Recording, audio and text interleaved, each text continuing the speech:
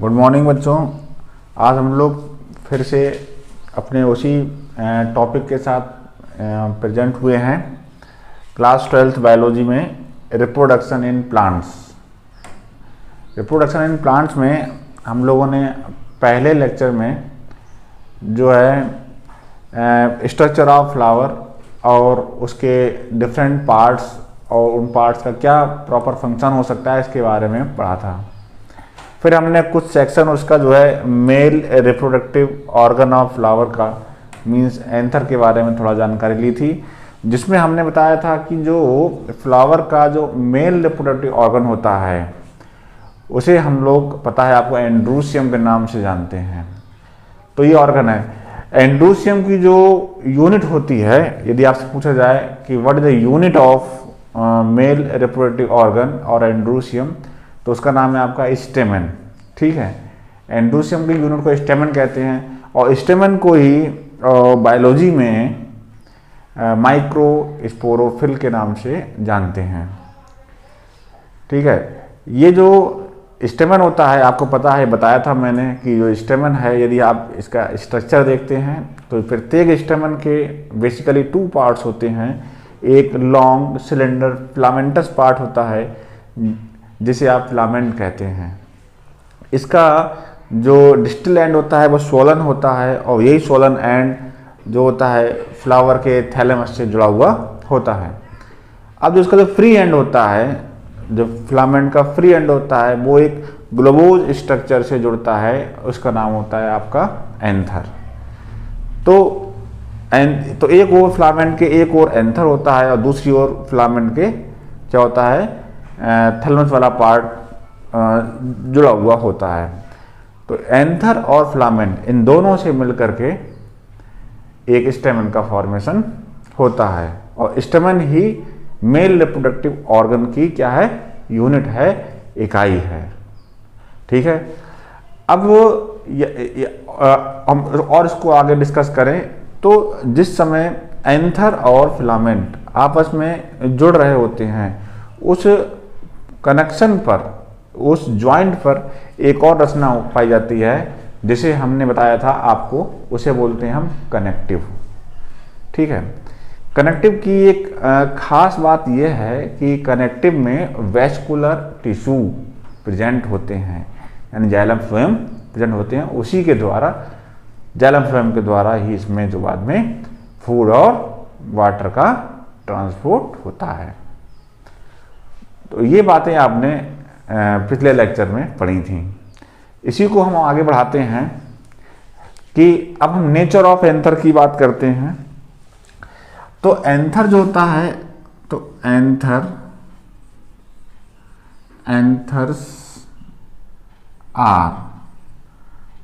Are bilobed structure.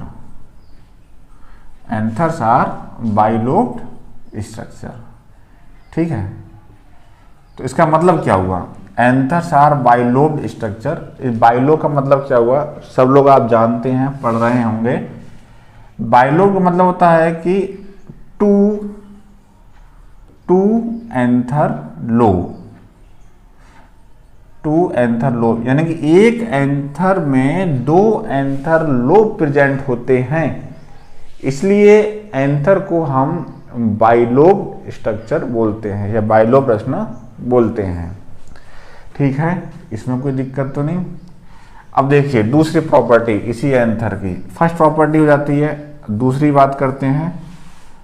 तो each anther lobe, जो anther होते हैं ना, तो each anther lobe each anther lobe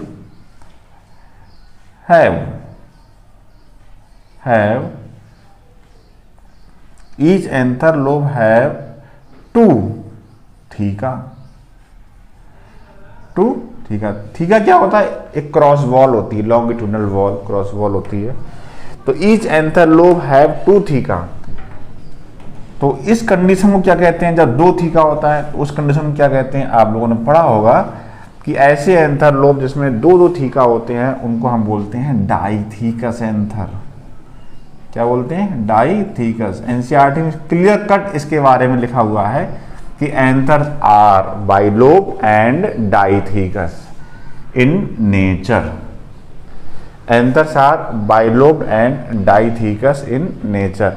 अगर हम इसको ऐसे बताएं जैसे कि एक एंथर लोब है, ठीक है, तो एक स्टेमन में एक स्टेमन के एंथर में 2 एंथर लोब होते हैं। ये 2 एंथर लोब हो गए, तो ये हो गया बाइलोब्ड स्ट्रक्चर। ठीक, अब इसमें जो थीकस से 2 पार्टीशन हो जाते हैं, यहाँ थीका होगा जिनसे 2 पार्टीशन हो जाएंगे, तो ये हर एक एंथर में 2 थीका से 2 स्ट्रक्चर बन गए। तो इस तरह से एंथर इज एक थीका जे हुआ, एक थीका ये हुआ, तो each anther is dithecous in nature. तो इस तरह से ये एंथर की बात आपकी पूरी होती है। तो anther is bilobed structure and anther is dithecous in nature. ठीक है, अगर आप स्ट्रक्चर ऑफ एंथर को देखें, ठीक है, तो क्या होता है इसको और थोड़ा डिटेल में हम देखते हैं, आपको बताते हैं स्ट्रक्चर के माध्यम से, इसको और अच्छे से आप समझ सकते हो। आपके बुक में ये डायग्राम क्लियर भी है और आप थोड़ा देख लेंगे। देखिए, यदि हम एक एंथर लें और उसका टीएस काटें, ठीक है, तो आपको कुछ इस तरह का रचनाएं दिखाई देती हैं उसमें।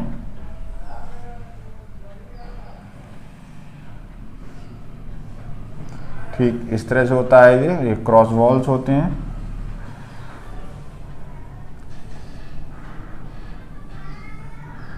ठीक है, और ये इस तरह से इसमें फिलामेंट जुड़ा हुआ होता है। अब देखिए, ये इस तरह रचना होती है। ये क्या है, ट्रांसवर्स सेक्शन ऑफ एंथर है। ठीक है, अब इसमें आप देख रहे हैं कि ये बीच में एक रचना जा रही है, बाकी ये वॉल्स हैं।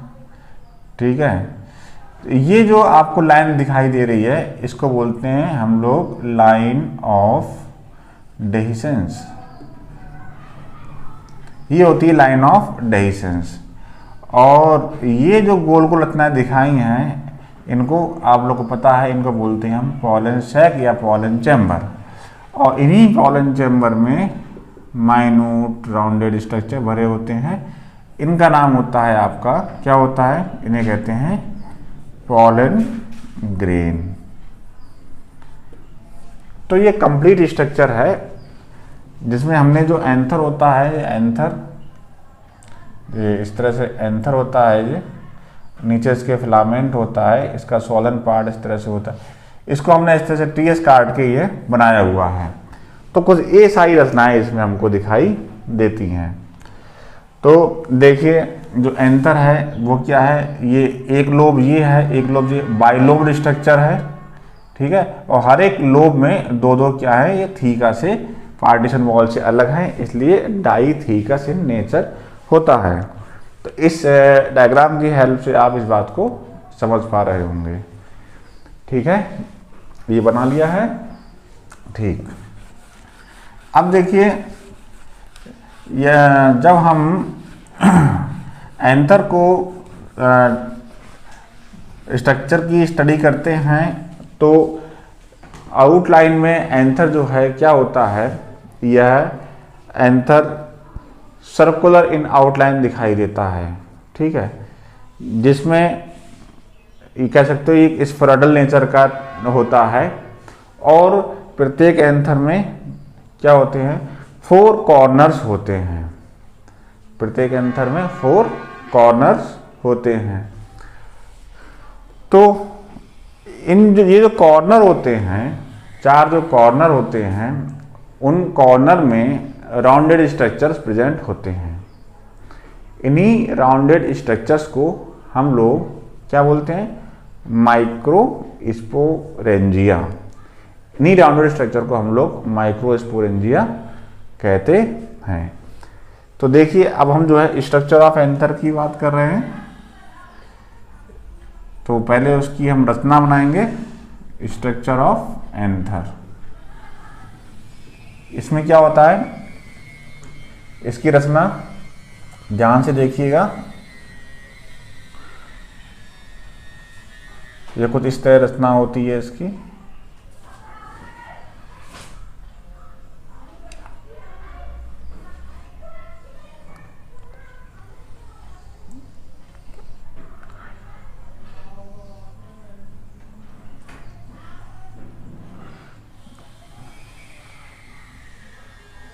ये बनाया हुआ है, तो देखिए आपको ये साफ साफ दिख रहा होगा,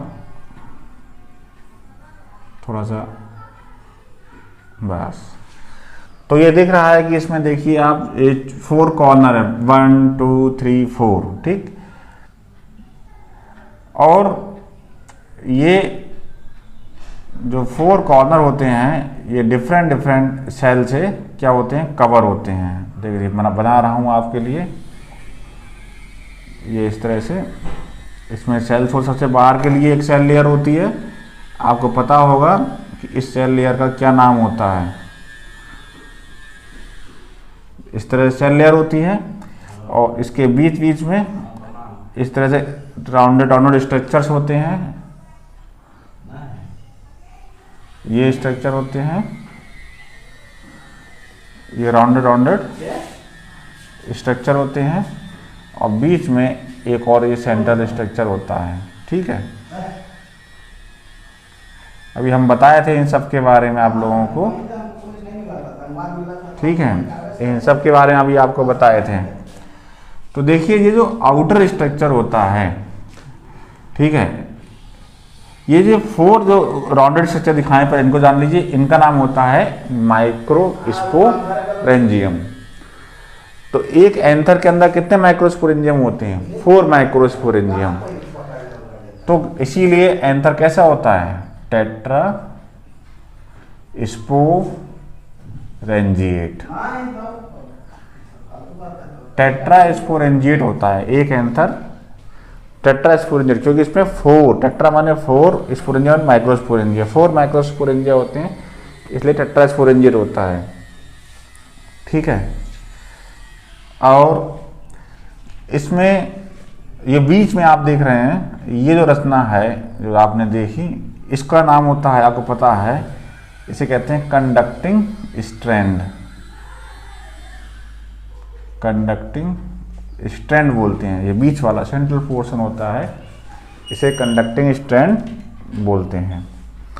अब क्या होता है, कंडक्टिंग स्ट्रैंड के अलावा और भी इसमें रचनाएं होती हैं। देखिए जब हम किसी एंथर का टीएस काटते हैं और उसको माइक्रोस्कोप की हेल्प से देखते हैं, तो जो जो रचनाएं आपको मिल रही हैं वो यहाँ दिखाने की कोशिश कर रहे हैं। सबसे बाहर देखिए ये एपिडर्मिस होता है, एपिडर्मिस के नीचे क्या होता है, एक और सेल की लेयर होती है, ठीक है। मैं केवल एक ये सेक्शन बना दे रहा हूँ, बाकी सब में यही कंडीशन होगी। तो एक सेक्शन यहाँ पे आपको दिखाई दिया जा रहा है, बाकी जो हम रचनाएं यहाँ बना रहे हैं वही रचनाएं आप यहाँ और यहाँ भी बनाएंगे, ठीक है। तो एपिडर्मिस के नीचे एक और सेलुलर लेयर होती है जिसका नाम होता है आपका एंडोथीसियम, इसको हम लोग एंडोथीसियम बोलते हैं। और एंडोथीसियम के नीचे भी इसी तरह से पेरेन्काइमेटस लेयर की 1-2 परतें होती हैं, इस तरह से। इन लेयर्स को हम लोग कहते हैं मिडिल लेयर, मिडिल लेयर बोलते हैं। इन लेयर को हम लोग मिडिल लेयर बोलते हैं। और मिडिल लेयर के नीचे भी सिंगल लेयर और कुछ ज़्यादा साइटोप्लाज्म वाली कोशिकाएं होती हैं, और इसमें एक या एक से अधिक केंद्रक भी होते हैं। इस लेयर को हम बोलते हैं, बहुत इंपॉर्टेंट लेयर होती है एग्जाम के पॉइंट ऑफ व्यू से, इसे हम बोलते हैं टैपेटम, इसे हम बोलते हैं टैपेटम। और टैपेटम के नीचे आप देख रहे हैं ये है, इस तरह से एक टिश्यू भरा हुआ होता है, ठीक है। इस तरह से टिश्यू भरा हुआ होता है। सभी में बाकी तीनों सेक्शन में आपको इसी तरह से बनाना है। तो ये जो टिश्यू भरा हुआ होता है, इस टिश्यू का नाम होता है स्पोरोजीनस टिश्यू। स्पोरोजीनस टिश्यू, इस टिश्यू को हम लोग स्पोरोजीनस टिश्यू भी कहते हैं। ठीक है, स्पोरोजीनस टिश्यू का दूसरा नाम होता है, इसको हम और भी कह सकते हैं, इसको हम आर्केस्पोरियल टिश्यू भी कह सकते हैं। इसको हम आर्केस्पोरियल टिश्यू या इसको स्पोरोजीनस टिश्यू, ये सब चीज़ें, इस सब नामों से इसको हम जानते हैं। और ये जो सेक्शन होता है इसको हम स्टोमियम भी कहते हैं, स्टोमियम। ठीक है, ये स्टोमियम हो जाता है।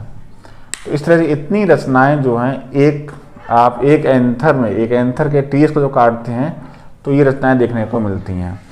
तो पहला सबसे इम्पोर्टेंट पॉइंट है कि जो एंथर जो होता है आपका, वो टेट्रा स्पोरेंजिएट होता है, मतलब उसमें 4 स्पोरेंजिया होती हैं। एक एंथर के अंदर ये किस तरह से अरेंज होते हैं वो यहाँ दिखाया गया है। ठीक है, और इनका एक दूसरे से किस तरह से कनेक्शन होता है ये यहाँ बताया गया है। इसमें कौन कौन सी लेयर्स होती हैं उनको यहाँ दिखाया गया है। तो ये यहाँ तक समझ में आ गया होगा। ये रचना है, इसको अच्छे से आप, जो हमने यहाँ चित्र बनाया है यही इधर बनेगा। इसमें पूरे में सेल फैली होंगी और इस तरह से इसका फॉर्मेशन होगा। ठीक है, तो अब इसके आगे बढ़ते हैं हम लोग। ये स्ट्रक्चर ऑफ एंथर आपका पूरा होता है। स्ट्रक्चर ऑफ एंथर के बाद में अभी जो है इसके टिश्यूज यानी इंटरनल स्ट्रक्चर में टिश्यूज के बारे में थोड़ा पढ़ना है। यदि हम एक माइक्रोस्पोरेंजिया का स्ट्रक्चर देखें और उसको अच्छे से स्टडी करें तो उसमें आपको कौन कौन से पार्ट दिखाई देंगे, वही हम लोग यहाँ डिस्कस करने जा रहे हैं। तो structure of microsporangium, structure of microsporangium. आपको पता है एक एंथर में 4 माइक्रोस्पोरेंजिया होती हैं। हम एक माइक्रोस्पोरेंजिया का स्ट्रक्चर पढ़ने जा रहे हैं। तो इसमें हमको क्या पढ़ना है कि देखिए, इसमें मेन चीज़ ये पढ़नी है कि यदि हम केवल एक माइक्रोस्पोरेंजिया पर ध्यान दें, बाकी पर ध्यान ना दें, केवल एक माइक्रोस्पोरेंजिया पर ध्यान दें, तो उसमें आपको कुछ इस तरह की रचनाएं दिखाई देती हैं।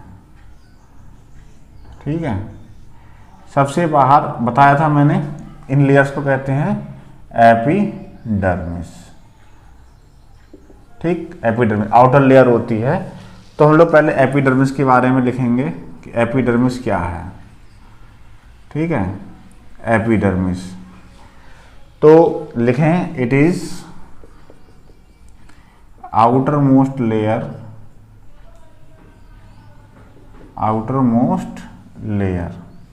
पहली बात। दूसरी बात, it is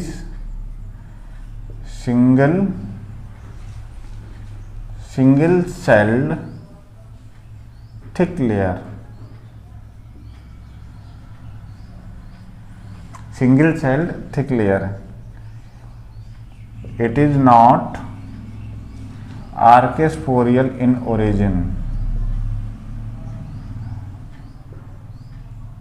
it is not archesporial in origin. और नेक्स्ट पॉइंट लिखेंगे, it is protective in function. ये 4 पॉइंट आपको इसमें याद रखने हैं। तो देखिए, पहला पॉइंट समझने में आप लोग कोई दिक्कत नहीं होगी। It is outer most layer of the sporangium, दिखा रखा है मैंने, आउटर मोस्ट लेयर होती है। It is single cell thick, ये केवल एक ही कोशिका, इसकी जो इस सेल की इस लेयर की मोटाई जो होती है वो उतनी मोटाई होती है जितनी कि एक सेल की मोटाई होती है, इसलिए यह सिंगल सेल थिक लेयर होती है। इट इज नॉट आर्केस्पोरियल ओरिजिन, इसका मतलब आप समझ लीजिए। देखिए, आर्केस्पोरियल का मतलब होता है स्पोरोजीनस, यानी कि इस लेयर का फॉर्मेशन स्पोरोजीनस टिश्यू से नहीं होता है।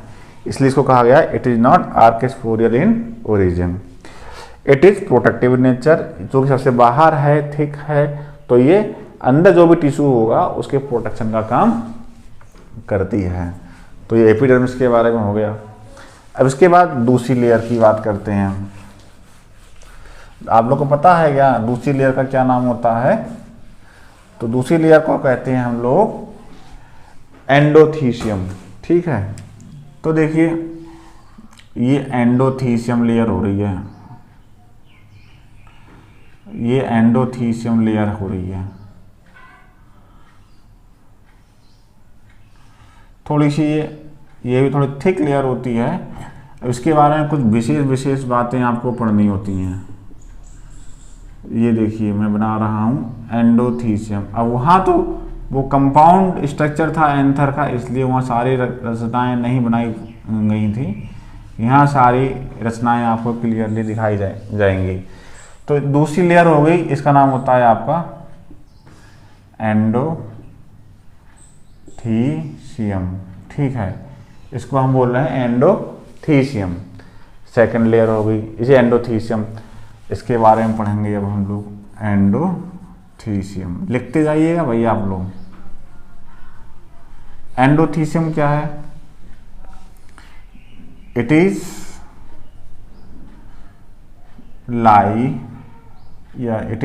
it lies just next to epidermis। यहां तक ठीक है? यानी एपिडर्मिस के ठीक बाद कौन सी लेयर होती है? एंडोथीसियम होती है। दूसरा point, it is single celled thick layer. ठीक है, it is single celled thick layer. यहां तक आपने पढ़ा। अब देखिए तो कुछ एडवांस चीजें इसमें पढ़नी है, तो उसमें क्या होता है उसमें लिखेंगे आप लोग। लिखो during anther development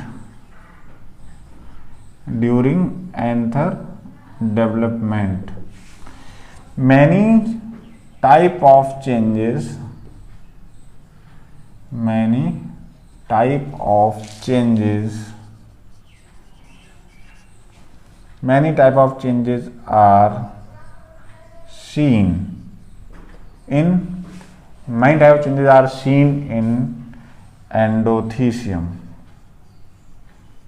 endothecium wall. जो एंडोथीसियम की वॉल होती है उसमें कई तरह के चेंजेस दिखाई देते हैं। अब वो कौन कौन से चेंजेस होते हैं इसके बारे में हम लोग पढ़ेंगे। तो कौन कौन चेंजेस होते हैं? तो देखिए इसमें जैसे एक सेल जो होती है, जैसे मान लीजिए एक सेल है, ठीक है, एक ये सेल है, ठीक। इसमें देखिए ऊपर वाले ही को कहते हैं आउटर वॉल, ये आउटर वॉल होती है। नीचे वाली को कहते हैं इनर वॉल, और ये जो होती हैं इन्हें कहते हैं रेडियल वॉल। ठीक है, ये दोनों क्या होती हैं? Radial wall. तो बस उसी चीज़ को हमको यहाँ पढ़ना है कि इन वॉल्स में, इन जो सेल वॉल होती हैं इनमें क्या क्या चेंजेस आए। तो देखिए होता क्या है, outer wall remain thin, outer wall remain thin. फिर क्या होता है, दूसरा चेंज क्या होता है, inner wall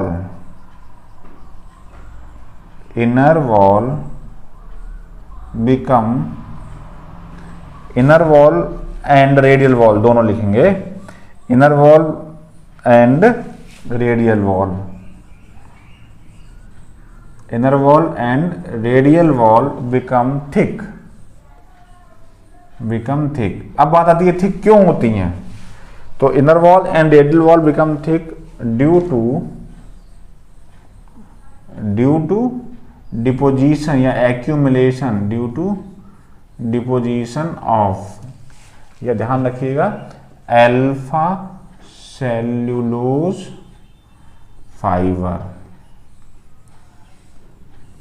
alpha cellulose fibre के जमाव की वजह से ये जो इनर वॉल और रेडियल वॉल जो होती हैं क्या हो जाती हैं, थिक हो जाती हैं, ये मोटी हो जाती हैं।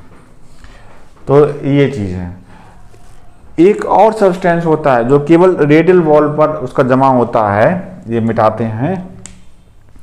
एक और सब्सटेंस होता है तो उसका नाम होता है कैलोज। कैलोज का ही फॉर्मेशन होता है, तो वो रेडियल वॉल पे जाकर के उसका जमाव होता है। ठीक है, तो यही लिख देते हैं, रेडियल वॉल में क्या होता है, एक्यूमुलेशन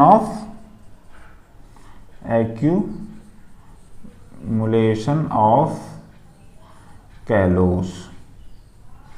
यहाँ पे कैलोज का एक्यूमुलेशन हो जाता है, ये कहाँ होता है, रेडियल वॉल पर होता है। तो ये बहुत ही इंपॉर्टेंट टर्म है, ये बहुत इंपॉर्टेंट टर्म है, इस पे सवाल आते हैं एग्जाम में, ध्यान रखिएगा। तो ये आपको मैंने वॉल्स के बारे में बताया, एंडोथीसियम की वॉल्स के बारे में बताया। अब इसमें थोड़ा सा और भी रह गया है, यहाँ तक ये लिख लिया होगा, तो फिर से एक बात समझ लीजिए। It lie just next to epidermis, epidermis के ठीक नीचे ये मिलेगा। दूसरा लिखेंगे, it is single cell thick layer, ये एक सेल की मोटी लेयर होती है। अब तीसरा बात है, इसके डेवलपमेंट की जब बात करते हैं, एंथर डेवलपमेंट की, उस समय जो एंडोथीसियल वॉल होती है उसमें बहुत सारे चेंजेस आपको देखने को मिलते हैं। उसमें क्या होता है, आउटर वॉल जो होती है वो रिमेन थिन, आउटर वॉल यानी बाहर वाली वॉल पतली रहेगी। जो इनर और रेडियल वॉल है इसी में चेंजेस होते हैं। तो इनर और radial wall become thin due to deposition of alpha cellulose fibre as well as callose. लेकिन कैलोज देखिए, ध्यान दीजिए, ये इनर वॉल पर नहीं जाएगा, केवल रेडियल वॉल पर रहेगा। ठीक है, आगे देखिए भाई, थोड़ा सा और यहाँ तक समझ में आ गया होगा। इसको लिखते जाएंगे, लिखेंगे तो ज़्यादा समझ में आएगा। अब देखिए, जब हम इसके और स्ट्रक्चर की बात करते हैं, थोड़ा और इसमें देखते हैं एंडोथीसियम में ही, तो देखिए मैंने कहा था कैलोज का डिपोजिशन होता है कहाँ पर, जो रेडियल वॉल्स में, यहाँ पे कैलोज का डिपोजिशन होता है। तो देखिए, प्लेस यानी ऐसे places where callose is not deposit, callose is not deposit. ऐसे स्थान जहाँ पे कैलोज का डिपोजिशन नहीं होता वो क्या होते हैं, places where callose is not deposit become thin and porous, वो पतले हो जाते हैं या पोरस आते हैं।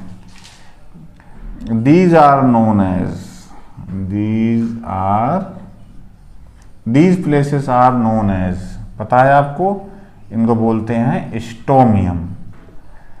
इन्हीं प्लेसेस को स्टोमियम बोलते हैं। और स्टोमियम किस काम आते हैं, स्टोमियम हेल्प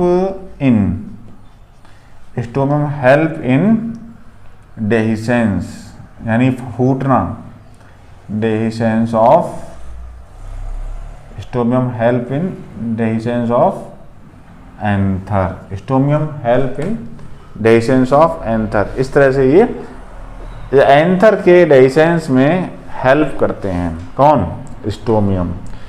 तो ये सारी बातें आपने एंडोथीसियम के बारे में सीखी। तो एंडोथीसियम सेकंड लेयर हुई, थिक लेयर होती है, और ये जो लेयर है वो डेहिसेंस में हेल्प करती है, एंथर के डेहिसेंस में हेल्प करने का काम करती है।